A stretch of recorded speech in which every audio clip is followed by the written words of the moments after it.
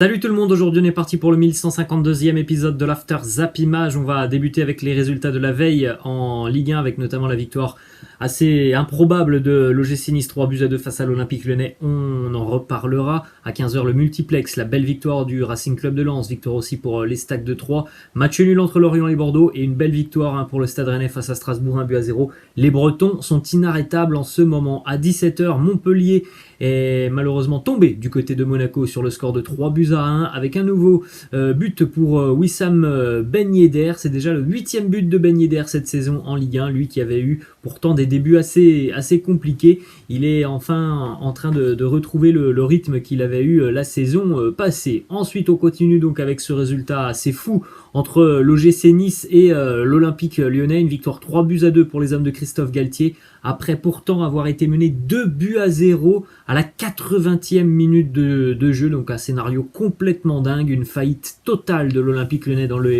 le dernier quart d'heure de cette rencontre. Toko Ekambi et Aouar avaient donc donné l'avantage à l'OL, et du côté de l'OGC Nice, une entrée tonitruante, celle de Youssef Attal, double buteur, 81e, 88e, et le but de la victoire à la 93e signé Guessant. Lyon a terminé cette rencontre à 10-11 après l'expulsion de Tino Kadewere. Beau mental côté niçois hier. On a une petite image très sympa de la joie du coach Christophe Galtier avec ses joueurs après ce succès, et dès le coup de sifflet final, il est tout de suite entré en courant sur la pelouse pour aller féliciter ses joueurs qui nous ont procuré pas mal d'émotions hier avec ce scénario complètement fou.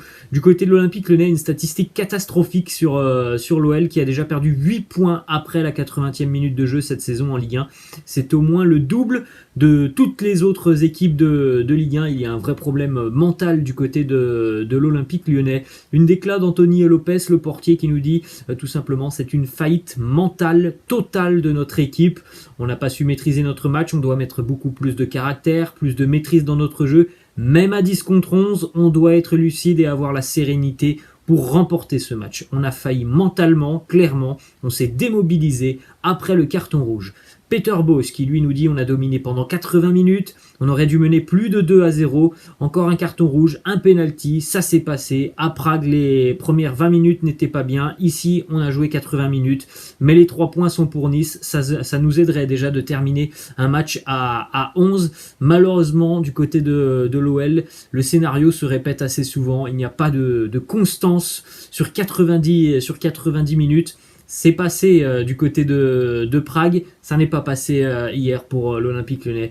Du côté de l'OGC Nice, une déclaration du capitaine lyonnais Léo Dubois qui nous dit: il faut se remettre en question, qu'on progresse mentalement, techniquement ce n'est pas le problème, mais on a pété les plombs, on s'est mis dedans, il faut grandir mentalement, on doit se remettre en question. Ça me fait chier, et oui ça me fait chier, je peux le comprendre Léo Dubois, parce que on a l'impression de revivre tout le temps les mêmes choses du côté de l'Olympique Lyonnais, des joueurs qui ne se sentent pas vraiment concernés sur l'ensemble d'un match, des joueurs qui passent à côté d'un match. Ça fait des années que ce problème existe du côté de l'OL. Plusieurs déclarations de Lucas Paqueta, ça n'a rien à voir avec le match. Lucas Paqueta nous dit: je n'ai pas en tête de quitter Lyon, je vis actuellement le meilleur moment de ma carrière et j'espère que ça va encore durer longtemps. Autre déclat, il nous dit: mon objectif est de jouer la Champions League et j'espère le faire ici. Je veux rendre aux supporters l'affection qu'il me donne. On poursuit les amis du côté du Vélodrome avec le Classico hier entre l'Olympique de Marseille et le Paris Saint-Germain, score final 0-0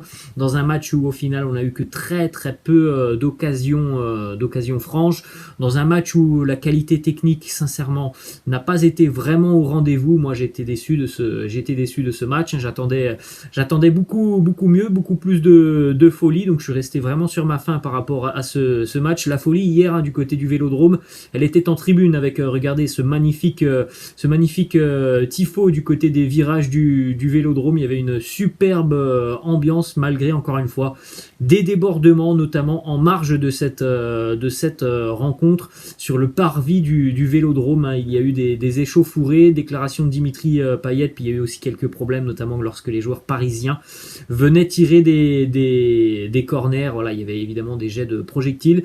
Dimitri Payet qui nous dit: je voudrais remercier les supporters qui sont sont venus en nombre, mais il y a eu encore des incidents alors qu'on en a parlé avant le match. Je ne mets pas tout le monde dans le même sac, mais il y en a qui n'ont pas été exemplaires. Ils savent ce qu'on risque et c'est désolant. Ceux-là ne peuvent pas dire qu'ils sont supporters de l'Olympique de Marseille. Et oui, c'est problématique pour l'OM puisqu'on le rappelle, l'Olympique de Marseille est sous le coup d'un sursis. En cas de nouveaux problèmes en tribune, eh bien l'OM pourrait perdre un point. Et c'est bien ce qui pourrait se passer lorsque la commission de discipline va se saisir de ce dossier. Déclaration de Jorge Sampaoli qui nous dit: le public de Marseille est vraiment incroyable, c'est pour moi le meilleur public de France. Et quand j'ai eu la chance de pouvoir entraîner ici, alors je suis venu pour ce peuple marseillais, pour tous ces gens de Marseille. On a une petite information qui concerne Matteo Guendouzi, qui fait un début de saison quand même très intéressant avec l'OM. Normalement, il devrait continuer avec Marseille puisque l'option d'achat de 11 millions d'euros sera automatiquement levée si l'Olympique de Marseille se maintient en Ligue 1. Donc autant dire que Matteo Guendouzi devrait donc devenir officiellement un joueur de l'OM l'année prochaine. Autre déclat de Guendouzi sur ce match, il nous dit: dans l'ensemble, on a fait un bon match. On a eu des bonnes situations, on a été au-dessus d'eux, mais on a manqué de réalisme. Les arbitres n'ont pas été favorables avec nous. Ils ont fait ce qu'ils avaient à faire. On méritait les 3 points. Je suis pas tout à fait d'accord avec Matteo Guendouzi. J'ai pas vraiment ressenti la supériorité de l'Olympique de Marseille, ni même quand l'OM était à 11 contre 10. Voilà, j'ai pas trouvé l'Olympique de Marseille au-dessus du Paris Saint-Germain hier. Faut se dire quand même que l'OM n'a qu'un tir cadré sur cette rencontre.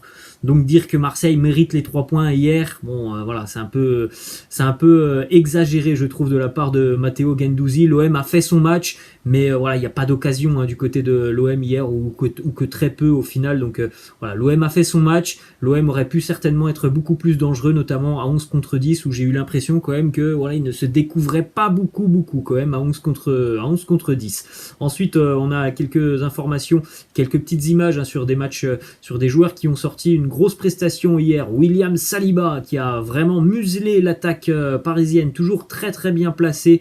William Saliba, c'était la même chose aussi pour Doulier Kaletacar qui a fait encore une fois un très très bon match depuis que Sampaoli l'a réintégré dans la défense marseillaise. Et bien, il est très à l'aise hier, lui aussi a été impressionnant défensivement. Et encore une fois, Valentin Rongier qui poursuit sur sa lancée de son très bon début de saison. Encore un très gros match de Valentin Rongier hier, qui pourtant avait quand même de gros clients en face de lui. Il s'en est très bien sorti. Ensuite, on a une déclaration de Marquinhos qui nous dit: c'est difficile quand tu as un joueur de moins, il faut être plus solidaire. Tout le monde s'est donné à fond pour bien défendre. On a essayé de marquer, mais c'était difficile.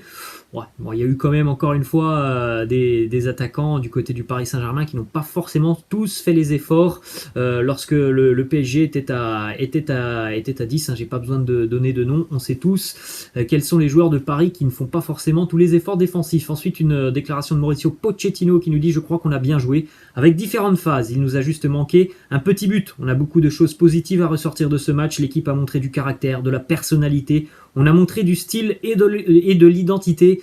Là, je suis pas d'accord non plus avec Mauricio Pochettino de dire que hier on a vu le style du Paris Saint-Germain ou le style Mauricio Pochettino.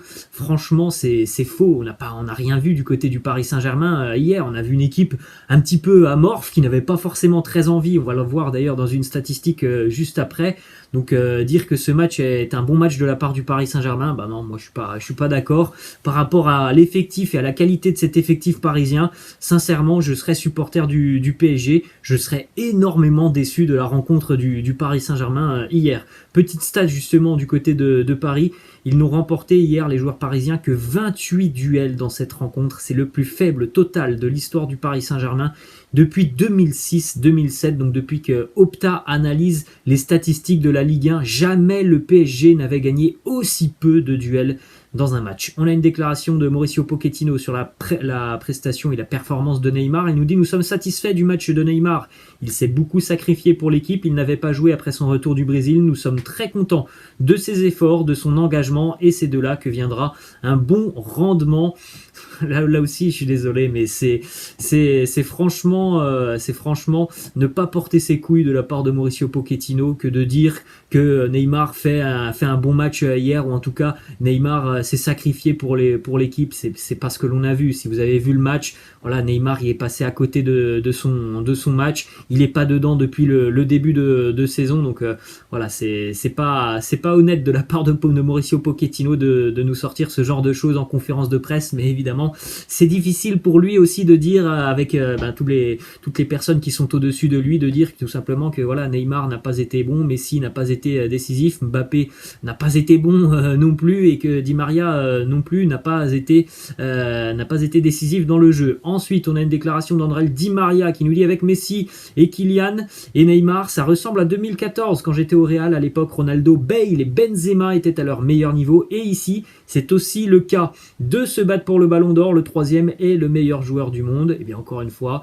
à l'heure actuelle, pour moi, les 4 fantastiques n'ont que le nom de fantastique, parce que ce que l'on voit sur le terrain, franchement, c'est très très loin d'être le meilleur quatuor actuellement dans la planète football, quatuor ou trio comme vous voulez. En tout cas, pour le moment, voilà, on n'est pas impressionné, que ce soit par Messi, Neymar ou Mbappé lorsqu'ils sont ensemble. On a une petite déclaration aussi de Thomas Tuchel, qui a donc quitté le Paris Saint-Germain il y a un petit peu moins d'un an maintenant. Et Thomas Tuchel, il se livre, il nous dit: entraîner Neymar et Mbappé, non, ce n'est pas facile. J'ai eu des moments très compliqués. Parfois, je n'arrivais pas à dormir une fois rentré à la maison.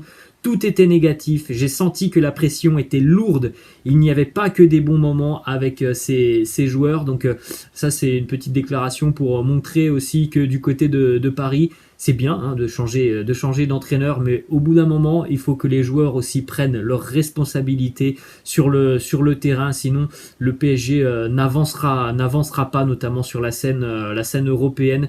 Il y a vraiment des attitudes du côté de Paris qui ne sont pas bénéfiques pour le collectif. On poursuit avec une petite statistique du côté du FC Nantes. Les Canaris se sont imposés ce week-end, et regardez une stat aussi très intéressante. Ludovic Blas et Randal Kolo Muani ont inscrit 29 buts en Ligue 1 depuis le début de la saison dernière. C'est plus qu'André Di Maria, Neymar et Mauro Icardi combinés. Comme quoi, c'est ce que l'on vient de dire.